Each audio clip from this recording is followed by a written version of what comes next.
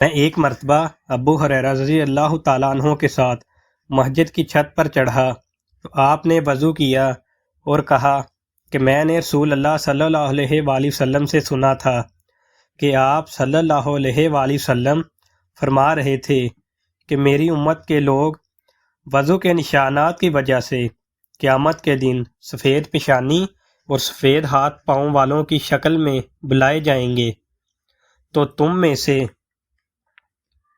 جو کوئی اپنی چمک بڑھانا چاہتا ہے تو وہ بڑھا لے، یعنی وضو اچھی طرح کرے۔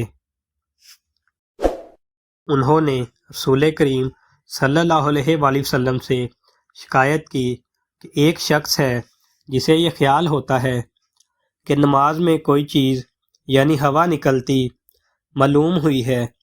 آپ صلی اللہ علیہ وآلہ وسلم نے فرمایا کہ نماز سے نہ پھرے یا نہ مڑے جب تک آواز نہ سنے یا ہو نہ پائے۔ رسول کریم صلی اللہ علیہ وآلہ وسلم میدان عرفات سے واپس ہوئے۔ جب گھاٹی پہ پہنچے تو آپ صلی اللہ علیہ وآلہ وسلم اتر گئے۔ آپ صلی اللہ علیہ وآلہ وسلم نے پہلے پیشاب کیا، پھر وضو کیا اور خوب اچھی طرح نہیں کیا۔ تب میں نے کہا یا رسول اللہ، نماز کا وقت آ گیا۔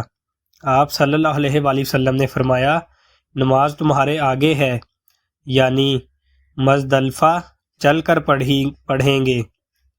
جب مزدلفہ میں پہنچے تو آپ نے خوب اچھی طرح وضو کیا، پھر جماعت کھڑی کی گئی۔